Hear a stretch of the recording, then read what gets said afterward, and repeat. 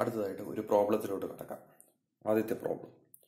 Following balances appeared in the books of Universal Electric Supply Corporation Limited as on 31st March 2015. നമുക്ക് താഴെ trial balance തന്നിട്ടുണ്ട്. അപ്പം നോക്കാം. Question പറയാം. Equity share capital credit side 6 lakh. Debentures credit side 2 lakhs. Land on 31st March 2014 1,50,000. Land purchased during the year 60,000. Main on 31st March 2014 1,60,000. Main purchased during the year 76,000. Machinery on 31st March 2014 5,50,000. Machinery purchased during the year 66,000. Sundry creditors 1,000. Depreciation fund 2,50,000. Sundry debtors for current supplied 40,000. Other book debts 500. Stores in hand 6,000. Cash in hand 4,000. Cost of generation of electricity 30,000. Cost of distribution of electricity 9,000. Sale of current 1,50,000.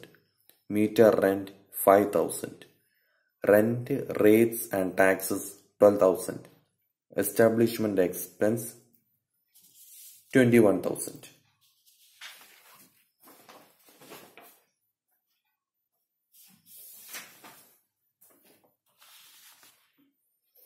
അതിന് തന്നെ ബാക്കി. Interest on debenture 10,000. Interim dividend 20,000. Depreciation 20,000. Net revenue account balance on 31st March 2014 credit side 28,500. Total 12,34,500. From the above given balances, prepare receipt and expenditure on capital account, revenue account, net revenue account and general balance sheet. ഉണ്ടോ?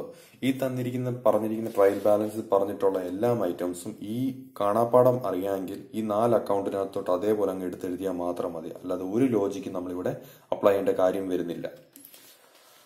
അപ്പം ആദ്യത്തെ account universal electricity supply corporation limited revenue account for the year ended 31st March 2015. അപ്പം അതിന്റെ expenditure side debit side നോക്കാം. ആദ്യത്തെ to cost of generation of electricity 30,000. ഇലക്ട്രിസിറ്റിയിൽ ഉണ്ടാകുന്ന produce ചെയ്യാനുണ്ട് ചില 30,000.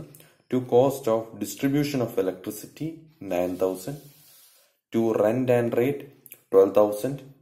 To establishment and expense 21,000. To depreciation 20,000. ഇനി credit side ഉണ്ടാകുന്ന ഇൻകം, ഇലക്ട്രിസിറ്റി ബോർഡിന് ഉണ്ടാകുന്ന income by sale of current 1,50,000. By meter rent 5,000. Total വരുന്നത് 1,55,000. Balancing figure to balance carry down 63,000. ഈ 63,000 നമ്മൾ ഇങ്ങോട്ട് മാറ്റണം. Balance transferred to net revenue account. അടുത്ത അക്കൗണ്ടിലോട്ട് വേണം നമ്മൾ ഇനി ഈ ബാലൻസിംഗ് ഫിഗറിനെ മാറ്റാൻ.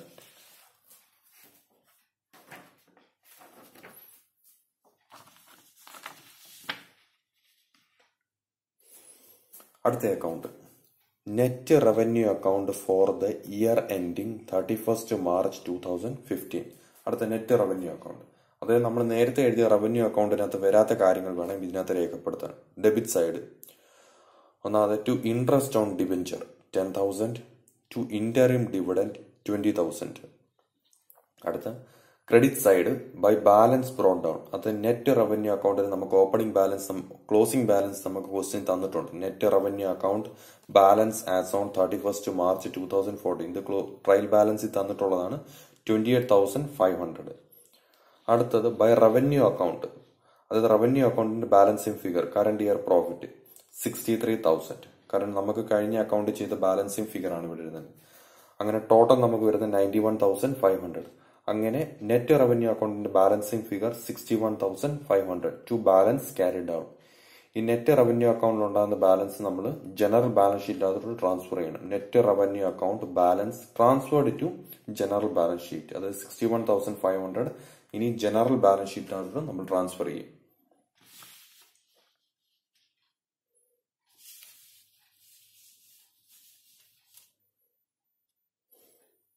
അടുത്തത് മൂന്നാമത്തെ account, receipt and expenditure on capital account. അപ്പോൾ ഓരോ അക്കൗണ്ട് നമ്മൾ വരയ്ക്കുമ്പോൾ കമ്പനി കംപ്ലീറ്റും ആ ഇലക്ട്രിസിറ്റി ബോർഡ് മൊത്തം പേര് എഴുതണം. Universe electric supply corporation limited account വരയ്ക്കാം. Expenditure, debit side expenditure up to the end of previous year, expenditure during current year, total expenditure. അതേപോലെ credit side receipt up to the end of previous year, receipt during current year, total receipt.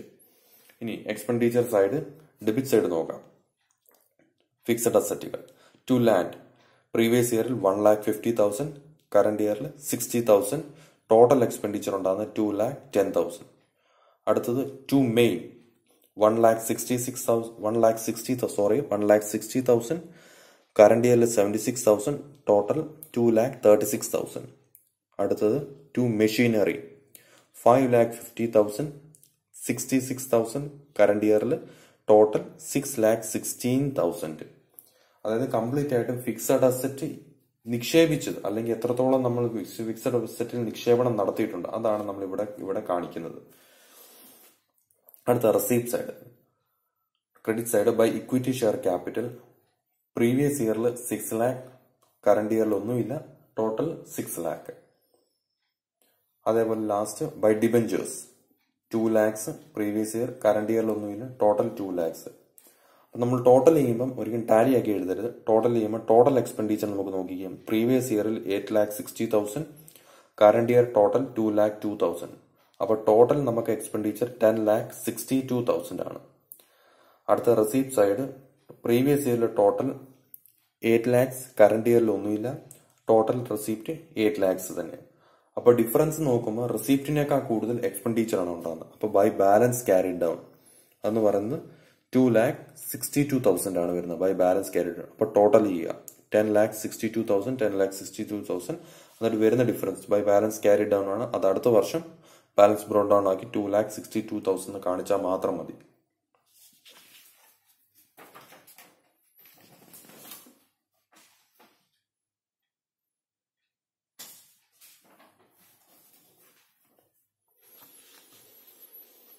ഇനി last account, general balance sheet. General balance sheet as on 31st March 2015. അതിന്റെ liability side ആദ്യം total receipt as per capital account. ഞാൻ നേരത്തെ പറഞ്ഞിരുന്നു complete ആയിട്ടും receipt and എക്സ്പെൻഡിച്ചറിന്റെ ഈ പറഞ്ഞിരിക്കുന്ന ക്രെഡിറ്റ് സൈഡ്, അതായത് ക്രെഡിറ്റ് സൈഡ് എന്ന് പറഞ്ഞാൽ റെസിപ്റ്റ് സൈഡ് ടോട്ടൽ 8 lakhs. അപ്പൊ total receipt as per capital account 8 lakhs. അത് ലൈബിലിറ്റി സൈഡിൽ വേണം കാണിക്കാൻ.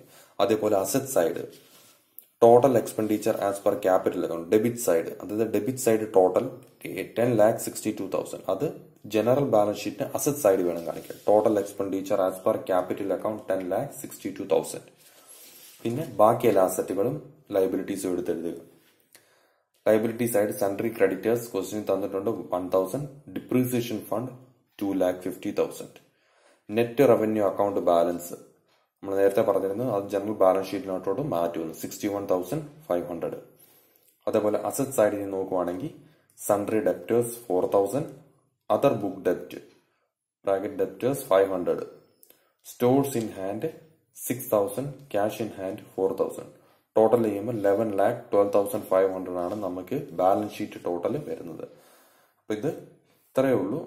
ഈ പറഞ്ഞിരിക്കുന്ന 4 അക്കൗണ്ടിനകത്തും കംപ്ലീറ്റ് ആയിട്ടുള്ള കാര്യങ്ങൾ അതാതുപോലെ ഫോർമാറ്റ് പഠിച്ചു വെച്ച് കഴിഞ്ഞാൽ എളുപ്പത്തിൽ നമുക്ക് ചെയ്യാനുള്ളേ ഉള്ളൂ. അന്നത്തെ ലോജിക്കൽ പരമായിട്ട് ഇവിടെ ഞാൻ ഒന്നുകൂടെ പറഞ്ഞത് ലോജിക്കൽ പരമായിട്ട് ഒന്നുമില്ല. അതേപോലെ അങ്ങ് സ്റ്റെപ്പായിട്ട് എല്ലാം കാണാപ്പാടം പഠിച്ചാൽ നമ്മൾ ട്രയൽ ബാലൻസ് ഇനി എടുത്തങ്ങ് എഴുതിയാൽ മാത്രം മതി. അപ്പം ഇന്ന് പറഞ്ഞ ഈ കാര്യത്തിനകത്ത് എന്തെങ്കിലും ഡൗട്ട് എവിടെയെങ്കിലും ഉണ്ടെങ്കിൽ ഇന്ന് വൈകിട്ട് 4 തൊട്ട് 5 മണി വരെയുള്ള സമയത്ത് ഒന്നെങ്കിൽ നിങ്ങൾ എന്നെ വിളിച്ചോ അല്ലെങ്കിൽ വാട്സാപ്പിലൂടെ എന്നോട് ചോദിച്ചാൽ മതി, ക്ലിയർ ചെയ്യാം. Okay, thank you.